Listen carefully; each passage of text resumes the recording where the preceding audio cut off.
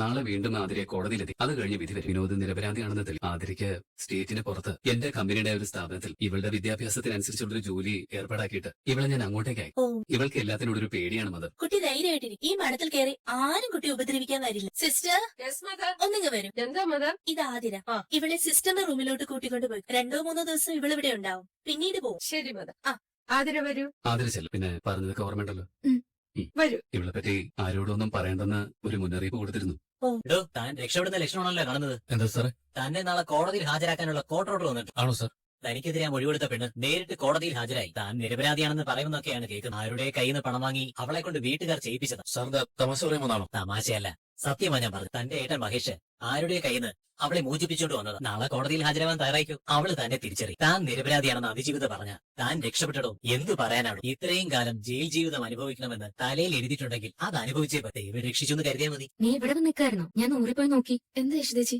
നിന്നെ വന്നത് കാണണം തോന്നി. സ്വപ്നം കാണുന്നതിന് പകരം നീ ടെൻഷൻകാരി ഇരിക്കാന്ന് എനിക്കറിയില്ലേ? വലിയ ടെൻഷനുണ്ട് യശോദേച്ചി. നാളെ കോടതിയിൽ എന്താ സംഭവിക്കാന്ന് അറിയില്ലല്ലോ. നാളെ സംഭവിക്കാൻ പോകുന്ന എന്താന്ന് നമുക്കറിയില്ലേ? ആദ്യം എല്ലാ സത്യങ്ങളും കോടതി മുമ്പാകെ ബോധിപ്പിക്കും. പരാതിക്കാരി അത് നിഷേധിച്ച പിന്നെ കേസിന് എന്ത് പ്രസക്തിയുള്ളത്? കേസ് തള്ളി വിനോദിന് പുറത്തു വരാനും കഴിയും. എന്താ മോളെ ഇങ്ങനെ? ഞങ്ങൾ എല്ലാവരും വലിയ സന്തോഷത്തിലാ. നിന്റെ മുഖം മാത്രം എന്താ തെളിയാത്തെ? എന്റെ ഇതുവരെയുള്ള വിധി എന്താന്ന് യശോദേച്ചിക്ക് അറിയാലോ. എല്ലാ ഭാഗ്യവും കൺമുന്നിൽ കൊണ്ട് തരും. കൊണ്ടുവന്ന് കാണിച്ച് കൊതിപ്പിക്കുന്നതല്ലാതെ എനിക്ക് അതൊന്നും അനുഭവിക്കാൻ കഴിഞ്ഞിട്ടില്ല. കൺമുന്നിൽ വെച്ച് തന്നെ ചവിട്ടി തെറിപ്പിക്കും. വിനോദമായുള്ള വിവാഹത്തിന്റെ തലേന്ന് വരെ സന്തോഷം കൊണ്ട് ദൈവനെ വീർപ്പ് മുട്ടിച്ചു. രാവിലെ വിവാഹ വസ്ത്രം അണിഞ്ഞ് വീട്ടിൽ നിന്ന് ഇറങ്ങാൻ നിൽക്കുമ്പോഴാ വിനോദിനെ അറസ്റ്റ് ചെയ്ത വാർത്ത കേൾക്കുന്നത്. ഇതിനു മുമ്പുള്ള അനുഭവങ്ങൾ അങ്ങനെയല്ല. കപ്പനും ചുണ്ടിനും ഇടയിൽ വെച്ച് നഷ്ടപ്പെടാന്ന് പറഞ്ഞു കേട്ടിട്ടില്ലേ? എന്റെ അനുഭവങ്ങളെല്ലാം അങ്ങനെയാ. ഇപ്പോഴും ഞാൻ എങ്ങനെ മനസ്സ് തുറന്ന് സന്തോഷിക്കും? ആതിര ഇപ്പൊ നമ്മുടെ കൂടെ ഇല്ലേ? ഇനി ഒരു പ്രശ്നം ഉണ്ടാവാൻ പോകുന്നില്ല. ഈ രാത്രി തന്നെ എന്ത് സംഭവിക്കുമെന്ന് ആർക്കറിയാം. നാളെ ആതിരയെ കാണാനില്ല എന്നുള്ള വാർത്തയാണ് കേൾക്കേണ്ടി വരുന്നെങ്കിലും എനിക്ക് ഒരു സമാധാനമില്ല യശോദേച്ചി. മറുവശത്തുള്ളവര് നിസ്സാരക്കാരല്ല. അങ്ങനെ ഒരു പേടി നിനക്ക് വേണ്ട. വെറുതെ ആതിരെ നിസ്സാര മട്ടിൽ മഹേഷ് ഹോസ്റ്റലിൽ കൊണ്ടുപോയി താമസിപ്പിച്ചിരിക്കുകയല്ല.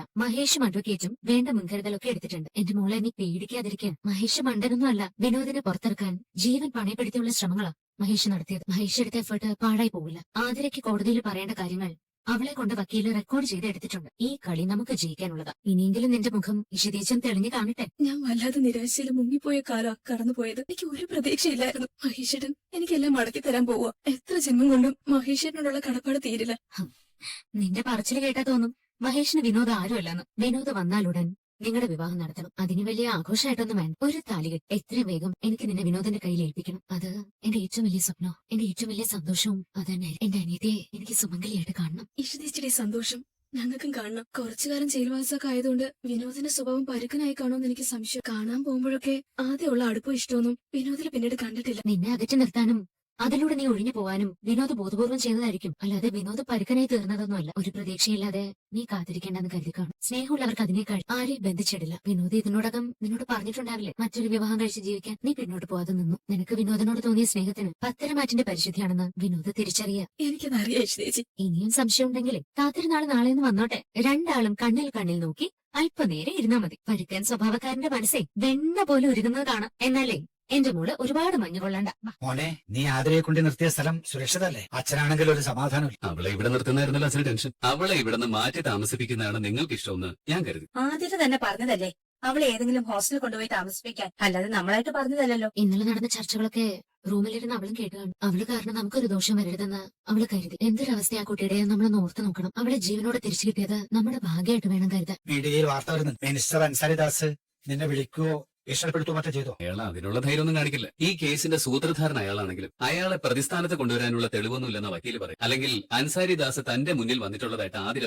അത് കള്ളമൊഴിയല്ലേ? അതെ, അയാളെ കൊടുക്കാൻ അതേ വഴിയുള്ളൂ. അയാളുടെ ഫോട്ടോ കാണിച്ചാൽ നമുക്ക് വേണ്ടി ആതിര അത് പറയും. അത് പാടില്ല മഹേഷ്. പെണ്ണിന് നിയമം എല്ലാ സപ്പോർട്ടും ചെയ്യുന്നു വെച്ച് നമ്മളായിട്ടത് മിസ്യൂസ് ചെയ്യാൻ പാടില്ല. മിനിസ്റ്റർ പിന്നിൽ കളിച്ച ആള് തന്നെ. വിനോദിന് ഒതുക്കായിരുന്നു അയാളുടെ ലക്ഷ്യം. അതിന് ആകാശനെ വെച്ച് അയാളെ കാര്യങ്ങൾ ഓപ്പറേറ്റ് ചെയ്തു. എന്നുവെച്ച് ആതിര കണ്ടിട്ടില്ലാത്ത ഒരാളുടെ പേര് നമ്മുടെ വിരോധം തീർക്കാൻ വേണ്ടി അവളെ കൊണ്ട് പറയിപ്പിക്കരുത്. അന്വേഷണം വരുമല്ലോ. ആകാശിലൂടെ മിനിസ്റ്ററിലെത്തട്ടെ. നമ്മൾ അതിനുവേണ്ടി കാത്തിരിക്കണം. ഇഷിത പറയുന്നത് ശരിയാ. നമുക്ക് വിനോദിനെ പുറത്തു കൊണ്ടുവരികയാണ്. മിനിസ്റ്ററുടെ പേര് ആതിരയെ കൊണ്ട് പറയിപ്പിച്ചിട്ട് ആ പാവ പെണ്ണിനെ കൂടുതൽ അപകടത്തിലേക്ക് നമ്മളായി തള്ളിയിടാം. ഞാനത് പറഞ്ഞതേ ഉള്ളൂ. ആകാശ് മേനോനെ പോലെ അധപ്പതിക്കാൻ എനിക്ക് കഴിയില്ല. നാളെ വിനോദിനെ കോടതിയിൽ ഹാജരാക്കുവോ മോനെ? അതോ ആതിരയുടെ മൊഴിയുടെ അടിസ്ഥാനത്തില് ജയിലിൽ നിന്ന് അവനെ റിലീസ് ചെയ്യുവോ? കോടതിയിൽ ഹാജരാക്കാനാണ് ഉത്തരവ്. ആതിരയ്ക്ക് വിനോദിനെ തിരിച്ചറിയും. അപ്പോ ഈ ഒരു രാത്രി കൂടി തള്ളി നീക്കിയാൽ നമ്മുടെ മോൻ സ്വതന്ത്രനാവും. അല്ലേ സ്വപ്നം? ഒരു തെറ്റും ചെയ്യാതെ എത്ര നാൾ അവൻ ജയിലിൽ കിടന്നു. ഇനി അവനെ കാണാൻ ചെന്നാൽ എനിക്ക് മുഖം കാണിക്കാൻ പോലും വരില്ലെന്ന് അവൻ എന്നോട് പറഞ്ഞു. അവന്റെ പ്രതീക്ഷകളൊക്കെ അവസാനിച്ചെന്ന് അന്നാണ് ഞാൻ മനസ്സിലാക്കി. അതിനിടയ്ക്ക് ഞാനൊന്ന് വിനോദിനെ പോയി കണ്ടിരുന്നു. അവനിപ്പോ ചെറിയൊരു പ്രതീക്ഷയൊക്കെ വന്നിട്ടുണ്ട്. നാളെ കോടതി വിനോദിനെ വെറുതെ വിടുമെന്ന് തന്നെയാ വക്കീൽ എനിക്ക് ഉറപ്പ്. ഇനി രാഷ്ട്രീയം ഒന്നും വേണ്ടെന്ന് എല്ലാവരും അവനോടൊന്ന് പറയണം. വിവാഹം കഴിച്ച് വല്ല ബിസിനസ്സും ചെയ്ത് ജീവിക്കുന്നതാ നമ്മുടെ മോന് നല്ലത്. വിനോദിനെ രാഷ്ട്രീയത്തിലേക്ക് ഇറങ്ങിയാലും ഇല്ലെങ്കിലും അവനെ കുടുക്കിയവരെ വെറുതെ വിടുമെന്ന് എനിക്ക് തോന്നുന്നില്ല. ഒന്നും വേണ്ട. അവന്റെ ജീവിതത്തിൽ കുറച്ചു കാലം ജയിൽവാസം പറഞ്ഞിരുന്നു. ഇതങ്ങനെ അങ്ങ് കഴിഞ്ഞെന്ന് കരുതണം. അതിനാരെങ്കിലും കാരണക്കാരായിട്ടുണ്ടെങ്കിൽ അത് ദൈവവിധിയായിട്ട് കാണണം. ഏതിനും അവൻ തരട്ടെ. കുടുംബത്തെ സന്തോഷം തിരിച്ചു വരികയാണ്. ഒരു കുഞ്ഞ് വരുന്നതിന്റെ നല്ല ലക്ഷണങ്ങളാണ് ഇപ്പോൾ കാണും. മോളെ, കോടതിയിൽ വിവരങ്ങൾ വല്ലതും അറിയും? മഹേഷ് ഇതുവരെ വിളിച്ചില്ല അച്ഛാ. ഞാനും ടെൻഷനില്ല. നീ അവനെ ഒന്ന് വിളിക്കും മോളെ. എനിക്ക് ഒരു സമാധാനവും ഇല്ല. മഹേഷ് കോടതി മുറിയിലായിരിക്കുമെന്ന് കരുതിയാ ഞാൻ വിളിക്കാതിരിക്കുന്നത്. എന്റെ പഴഞ്ഞുമല ആണ്ടവ, ആതിരയുടെ മൊഴി കോടതി ചെവിക്കൊള്ളണേ. രാമൻ വന്ന് ശയനപ്രദക്ഷിണം ചെയ്തോളാം. മഹേഷ, എന്റെ ആണ്ടവ, നല്ല വാർത്ത കേൾക്കണേ. മഹേഷ്, ഇഷിത, ഒടുവിൽ സത്യം ജയിച്ചു. നമ്മൾ ജയിച്ചു. എന്താ മോളെ? ആദ്യ കോടതിയിൽ അവൾ നടന്നതെല്ലാം പറഞ്ഞു. വിനോദൻ ഡോക്ടർ ഇഷിത മേഡവ അവളോട് കരുണ കാണിച്ചതെന്നും തൊഴുകയോടെ പറഞ്ഞു. അവളുടെ വീട്ടുകാര് പണം വാങ്ങിയാണ് പരാതി കൊടുത്തതെന്ന് പോലും പറഞ്ഞു. വലിയൊരു ഗൂഢാലോചന ആതിരയുടെ ഏറ്റുപറച്ചിലൂടെ പുറത്തു വന്നു. വിനോദിനെ കോടതി വെറുതെ വിട്ടു. ഈശ്വര, രാമ, അച്ഛനുമ്മ കേട്ടല്ലോ, വിനോദിനെ കോടതി വെറുതെ വിട്ടുന്ന്. ഈശ്വരൻ നമ്മളെ രക്ഷിച്ചു. എന്റെ ആണ്ടവ, നീയെ തുണ. വിനോദ് മഹേഷിന്റെ അടുത്തുണ്ടോ? അവൻ വക്കീലിന്റെ കൂടെ ഉടനെ വരും. ആതിരയോ? അവൾക്ക് എല്ലാ പ്രൊട്ടക്ഷനും കൊടുക്കണം. ശത്രുക്കൾ സ്ട്രോങ് ആണ്.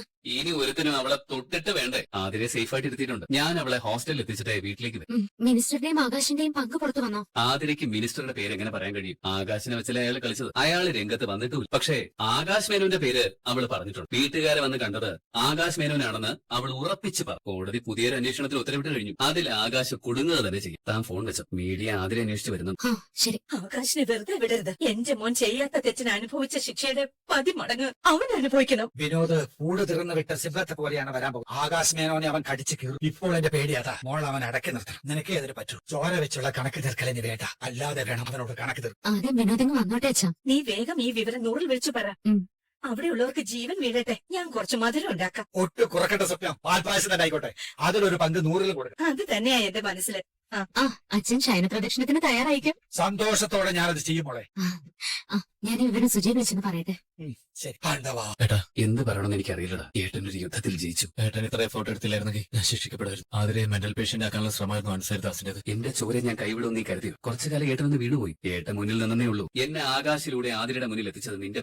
ഇനി കൂടുതൽ നേരം ഇവിടെ നിൽക്കും. ആതിര കാറിലുണ്ട്. അവളെ സുരക്ഷിതമായി ഹോസ്റ്റലിൽ എത്തിച്ചിട്ട് നമുക്ക് വീട്ടിലേക്ക്. 2 വീട്ടുകാര് നിന്റെ വരവിന് വേണ്ടി കാത്തിരിക്കുക. വാ. വിനോദ് പുറത്തിറങ്ങി. ഞാനത് പ്രതീക്ഷിച്ചു തന്നെയാ. അവന് ഇനിയുള്ള നീക്കങ്ങൾ എന്തെന്നറിയാൻ നമ്മുടെ ആളുകൾ കൂടെ ഉണ്ടാവും. വേണ്ടതുപോലെ ചെയ്യാം സാർ. വിനോദിന്റെ പിന്നാലെ നടരാജനുണ്ടാവും. ആകാശ് മേനോൻ സാറിന് കരുതിയിരിക്കണം. കോടതി കൂടുതൽ അന്വേഷണത്തിന് ഉത്തരവിട്ട സ്ഥിതിക്ക് വിനോദ് കൊലവിളിയുമായി വരുമെന്ന് തോന്നുന്നില്ല. അവൻ അങ്ങനെ ഒന്നിനും കുലുങ്ങുന്നവനല്ല. പാർട്ടിയിൽ അവന്റെ പിടിപാടൊക്കെ പോയി ഡൽഹി രാഷ്ട്രീയത്തിൽ മാറ്റം വന്നതോടെ അവരെ പ്രൊട്ടക്ട് ചെയ്തവരൊക്കെ ആ സ്ഥാനത്തിൽ. അതുകൊണ്ട് എനിക്കതിൽ ടെൻഷനൊന്നുമില്ല. കോടതി ഉത്തരവിനെ നമ്മൾ എങ്ങനെ പ്രതിരോധിക്കും സാർ? ബൂമറാങ് പോലെ നമ്മുടെ നേരെ വരും. നമ്മുടെയല്ല, നിന്റെ നേരെ. ആതിര കേസിൽ ബാഹ്യമായ ഒരു ഇടപെടലും മന്ത്രി എന്ന നിലയിൽ അൻസാരിദാസ് നടത്തിയതായി എവിടെയും പരാമർശമില്ല. പക്ഷേ എന്റെ പേര് നിനക്ക് പറയാം. അത് പ്രൂവ് ചെയ്യാനുള്ള എവിഡൻസും ആകാശമാന്റെ കയ്യിലുണ്ടെന്ന് എനിക്കറിയാം. പക്ഷേ വിളവ് തരുന്ന ഫലവൃക്ഷത്തിന് പകരം നീ മഴുവയ്ക്കാൻ മാത്രം മണ്ടനല്ലെന്ന് എനിക്കറിയാം. സാറേ, ജയിലിൽ കിടക്കാനൊന്നും എനിക്ക് പറ്റില്ല. പിന്നെ അങ്ങനൊരു സാഹചര്യം വന്ന സാറ് പേടിക്കും. സാറിന് ഞാൻ ഒറ്റ ബുള്ളറ്റിൽ ഞാൻ തീരും. ആകാശ് മേനോൻ ജീവിക്കുന്നെങ്കിൽ അത് രാജാവായിട്ട് തന്നെയാണ്. അതല്ലാതെ എന്റെ കൂടെ സാറും അകത്ത് കിടക്കണമെന്ന് ചിന്തയൊന്നും എനിക്കില്ല. നിന്നെ ഞാൻ കൈവിട്ടുകൾ. നീ നിന്റെ വക്കീലിന്റെ കൂടെ സ്റ്റേഷനിൽ ചെന്ന് ജാമ്യം. അവിടെ നിനക്ക് വേണ്ട എല്ലാ സഹായങ്ങളും ലഭിക്കും. അറസ്റ്റ് വാറണ്ടുമായി